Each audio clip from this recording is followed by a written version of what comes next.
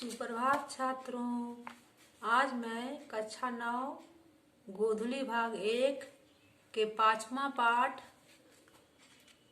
भारतीय चित्रपट मूक फिल्मों से सवाक फिल्मों तक पर चर्चा करूंगी। यह एक निबंध है। इसके लेखक अमृतलाल नागर हैं।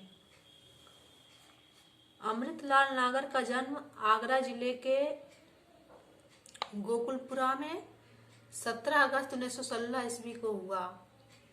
गोकुलपुरा उनका ननिहाल था। वे मूलतः गुजराती थे। उनके पितामह पंडित शिवराम नागर 1895 ईस्वी में लखनऊ वासी हो गए थे। जब नागर जी 19 वर्ष के थे तब उनके पिता का देहांत हो गया। अर्थोपार्जन की व्यवस्था के कारण उनकी शिक्षा हाई स्कूल तक ही हुई, किंतु निरंतर स्वाध्याय के कारण उन्होंने इतिहास, पुराण, पुरातत्व, समाजशास्त्र, मनोविज्ञान आदि विषयों पर तथा हिंदी, अंग्रेजी, बांग्ला, मराठी आदि भाषाओं पर अधिकार किया। एक छोटी सी नौकरी के बाद कुछ समय तक मुक्त लेखन एवं हास्य रस के प्रसिद्ध पत्र चकल्लस के संपादन के अनंतर 1940 से 1947 तक कोल्हापुर, मुंबई एवं चेन्नई के फिल्म क्षेत्र में लेखन कार्य किया। 1953 से 1956 तक वे आकाशवाणी लखनऊ में ड्रामा प्रोड्यूसर के पद पर रहे। तदुपरांत वे स्वतंत्र लेखन करते रहे और हिंदी साहित्य में अपनी अस्थायी पहचान बनाई। हिंदी साहित्य में नागर जी की पहचान एक श्रेष्ठ कथाकार के रूप में तो है ही, साथ ही नाटक, रिपोर्टाज, निबंध, संस्मरण, अनुवाद, बाल साहित्य आदि के क्षेत्र में भी उनका महत्वपूर्ण योगदान है। उनके प्रमुख उपन्यास हैं महाकाल, सेठ बाकेलाल, बूंद और समुद्र, सुहाग के नुपुर, अमृत और विष, मानस का हंस। उनके कहानी और रेखा चित्र हैं वाटिका, अवशेष, नवाबी मसनद, तुलाराम शास्त्री, आदमी नहीं नहीं, एक दिल हजार दास्तां, पांचवा दस्ता और 7 अन्य कहानियां। रिपोर्टाज और संस्मरण है गदर के फूल। अनुवाद, इन्होंने अनुवाद कार्य भी किया। बिसाती, प्रेम की प्यास, आंखों देखा गदर, इनका अनुवाद है। निबंध, फिल्म क्षेत्रे रंग क्षेत्रे निबंध है। बाल साहित्य में नटखट चाची, निंदिया आजा, बजरंगी नौरंगी, बाल महाभारत। नागरी जी को बूंद और समुद्र पर काशी नागरी प्रचारणी सभा का बटुक प्रसाद पुरस्कार, सुहाग के नुपुर पर उत्तर प्रदेश शासन का प्रेमचंद पुरस्कार, अमृत और विष पर साहित्य अकादमी पुरस्कार और सोवियत लैंड नेहरू पुरस्कार मिला। नागर जी किसी दृष्टि या वाद को जस का तस नहीं लेते। अपने व्यक्तिगत और सामाजिक अनुभवों की कसौटी पर विचारों को कसते हैं। उनकी कसौटी मूलतः भारतीय जन की कसौटी है। अंधश्रद्धा को काटने के लिए वे तर्कों का प्रयोग अवश्य करते हैं, किंतु तर्कों के कारण अनुभवों को झुठलाते नहीं हैं। नागर जी किस्सा गोई में माहिर हैं। उनकी जिंदा दिली और विनोद वृत्ति उनकी कृतियों को कभी विषादपूर्ण नहीं बनने देती। आज हम लोग उनका एक निबंध पढ़ेंगे। निबंध है भारतीय चित्रपट मूक फिल्मों से सवाक फिल्मों तक। उनके प्रसिद्ध निबंध संग्रह फिल्म क्षेत्रे रंग क्षेत्र से लिया गया है। इस निबंध में नागर जी ने हिंदी सिनेमा के मूक से सवाक होने तक की यात्रा को दिलचस्प और विश्वसनीय तरीके से पाठकों के सामने रखा है। तो हम लोग निबंध देखते हैं। 19वीं और 20वीं शताब्दियों में दुनिया को ऐसे ऐसे करिश्मे दिखलाए पड़े कि लोग दांतों तले उंगली दबा के रह गए। जैसे हवाई जहाज, टेलीग्राम, रेल, मोटर, गैस की रोशनी, बिजली का चमत्कार। ये सब पहले किसी ने ना तो देखे थे ना सुने थे। लोग जो गपोरी होते थे अपने गप्पों में डींग हाँकते थे, लेकिन उनकी भी बोलती बंद हो गई जब देर सवेर साइंस में वह चीज सच हो गया। उसी में से एक आविष्कार था सिनेमा का आविष्कार।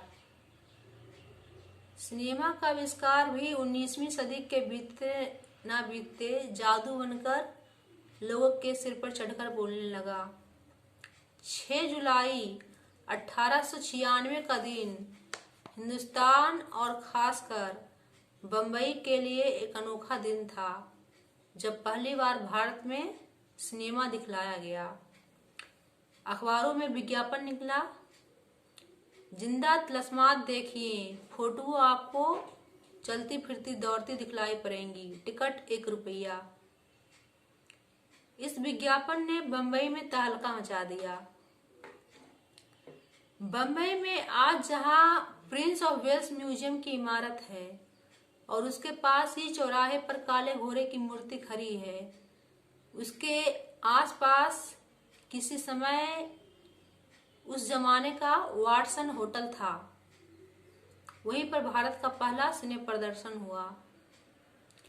फ्रांस के ल्यूमियर ब्रदर्स के एजेंट 19वीं सदी के इस जिंदा तिलस्मात को दिखलाने के लिए भारत में लाए थे। फ्रांस में 1 साल पहले इस तमाशे का सिग्नेस हो चुका था। अमेरिका में कुछ ही महीनों पहले इस तमाशे को दिखलाया गया था, लेकिन उस समय सिनेमा आज की तरह किसी कहानी पर आधारित नहीं होता था। उसमें छोटी छोटी तस्वीरें होती थी, जैसे किसी समुद्र स्नान के दृश्य या फिर किसी कारखाने से छूटते हुए मजदूरों के दृश्य।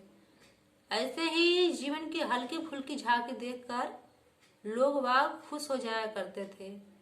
उन्हें सचमुच इस बात का अचंभा होता था कि फोटोएं चलती फिरती भी है और नाचती गाती भी है, उनमें तरह तरह के करिश्मे दिखलाए जा सकते हैं। लेकिन यह तो शुरुआत थी।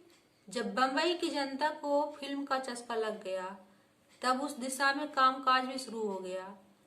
2-1 विलायती कंपनियां अपने प्रोजेक्टर और कैमरे वहां लेकर आई और 1897 में पहली बार बम्बई की जनता को रुपहले पर्दे पर कुछ भारतीय दृश्य देखने को मिले, जैसे बम्बई की नारली पूर्णिमा यानी रक्षाबंधन का त्योहार, दिल्ली के लाल किले और अशोक की लाट वगैरह के चंद दृश्यों की झलक के साथ साथ लखनऊ में इमामबाड़े भी रुपहले पर्दे पर चमके। बम्बई के अलावा कलकत्ते में भी मिस्टर स्टीवेंसन नाम के एक अंग्रेज सज्जन ने स्टार थिएटर की स्थापना की और इस धंधे को बढ़ाना शुरू किया। उस जमाने में इसे बायोस्कोप के नाम से पुकारा जाता था। बम्बई कलकत्ते की इन विदेशी कंपनियों ने भारत के अन्य नगरों में भी चलती फिरती तस्वीरों के तमाशे दिखाने आरंभ कर दिए। ये कंपनियां अपने प्रोजेक्टर और फिल्में लेकर विभिन्न नगरों में जाती और विज्ञापनों के सहारे साइंस के इस नए करिश्मे का प्रदर्शन किया करती थी। भारत में इस काम को शुरू करने वाले पहले व्यक्ति एक सावे दादा थे। लेखक बताते हैं कि मैं दुर्भाग्यवश उनका नाम भूल गया हूँ, उनका असली नाम भूल गया हूँ। जब लेखक स्वर्गीय मास्टर विनायक की एक फिल्म संगम लिखने के लिए कोल्हापुर गए, तब सालनी स्टूडियोज में सावे दादा के दर्शन करने का सौभाग्य उनको मिला। सावे दादा मझोले कद के आदमी थे, गोरे चिट्टे, दूबली पतली काया वाले, और उनको देखकर कोई यह कल्पना नहीं कर सकता था कि ये अपने जमाने के बहुत बड़े कैमरामैन और भारतीय फिल्म व्यवसाय के आदि पुरुष रहे होंगे। मुझे तो अब याद नहीं है कि सावे दादा कोल्हापुर ही के निवासी थे या बम्बई पुणे के, पर बम्बैया मार का हिंदी बेमरे मजे में बोलते थे। उन्होंने ल्यूमियर ब्रदर्स के प्रोजेक्टर, फोटो डेवलप करने की मशीन या मशीनें खरीदकर भारत में इस धंधे का एक तरह से राष्ट्रीयकरण कर लिया था। जहां तक लेखक की जानकारी है, सावे दादा इंग्लैंड जाकर एक कैमरा भी लाए थे और शायद इंग्लैंड और फ्रांस के सिनेमेटोग्राफी कला विशेषज्ञों से भेंट करके उन्होंने भारत में इस उद्योग को स्थापित करने के लिए महत्वपूर्ण जानकारियां भी प्राप्त की थी। शालिनी सिनेटोन के कमरे में लकड़ी जरी कुर्सी पर टांग चढ़ाए बैठे हुए चश्माधारी सावे दादा ने अपनी हल्की फुल्की नक्सुरी आवाज में मुझे उन प्रारंभिक अंग्रेज सिनेमेटोग्राफरों के नाम भी बातों के प्रसंग में ही बतलाए थे, अर्थात लेखक को बतलाए थे। सावे दादा ने छोटी मोटी बहुत फिल्में बनाई। भारत के प्रसिद्ध गणितज्ञ और कैम्ब्रिज विश्वविद्यालय के प्रथम भारतीय छात्र सर R.P. परांजपे, जो सन 1936-37 के लगभग लखनऊ विश्वविद्यालय के वाइस चांसलर भी हुए थे, उनके स्वागत उत्सव में एक डॉक्यूमेंट्री फिल्म बनाई थी। इसी तरह लोकमान्य तिलक, गोखले आदि देश के मान्य नेताओं पर भी फिल्में बनाई थी। लेखक कहते हैं कि भारतीय फिल्म उद्योग के जनक माने जाने वाले दादा साहब फाल्के द्वारा बनाई गई फीचर फिल्म हरिश्चंद्र से पहले भी एक फिल्म बन चुकी थी और उसका नाम भक्त पुंडलीक था। दुर्भाग्यवश लेखक उसके निर्माता का नाम भूल चुके हैं। इनका नाम था दादा साहब तोरने संपादक। हो सकता है कि यह फिल्म दादा साहब फाल्के ने ही बनाई हो। जो भी हो, इतिहास में दादा साहब फाल्के को ही भारतीय फिल्म उद्योग का जनक माना जाता है, सावे दादा को नहीं।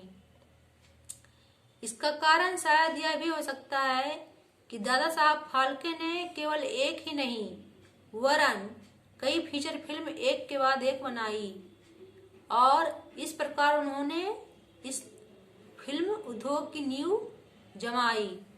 सावे दादा ने छोटी मोटी डॉक्यूमेंट्री फिल्में तो बहुत बनाई और समय को देखते हुए पैसा भी अच्छा ही कमाया, और यदि फीचर फिल्म भक्त पुंडलीक उन्हीं की बनाई सिद्ध हो तो भी उनकी अपेक्षा दादा साहब फाल्के को ही भारतीय फिल्मों का जनक मानना ज्यादा उचित है।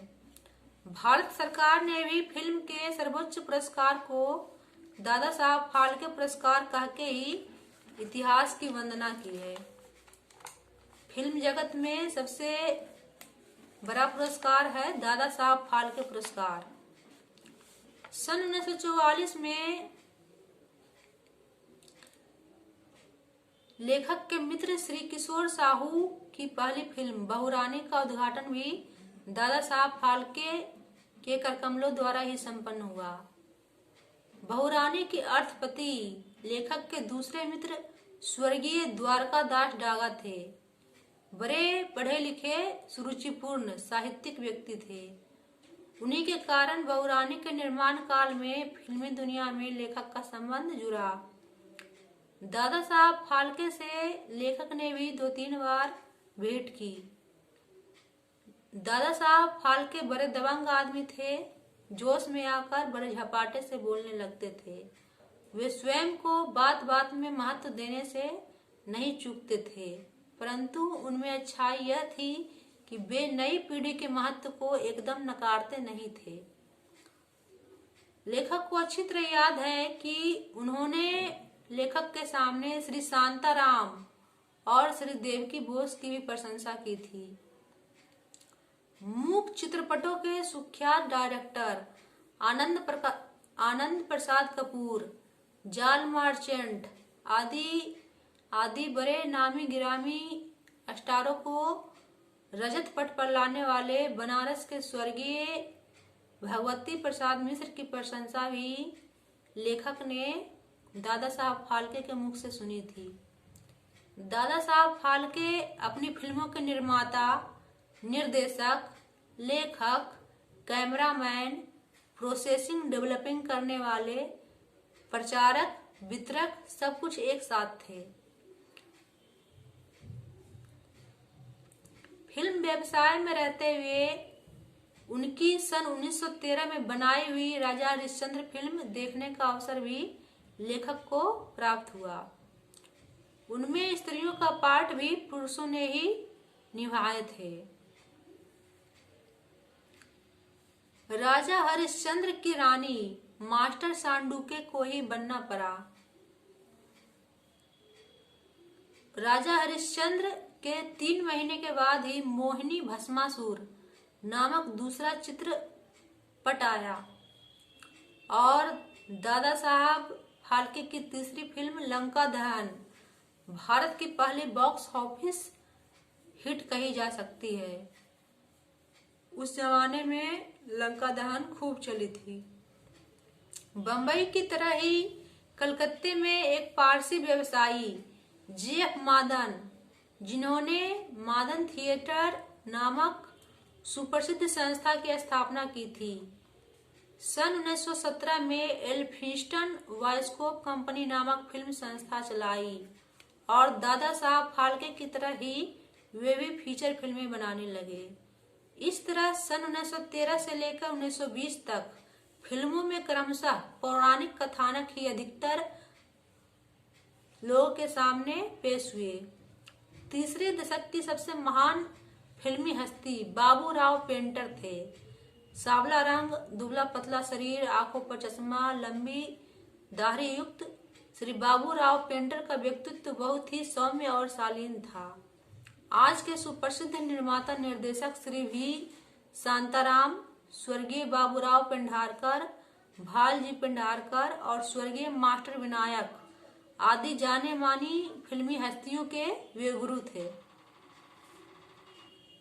उन्होंने काफी कम फिल्में बनाई। उनकी एक मराठी फिल्म साहूकार का फंदा लेखक ने भी देखी थी।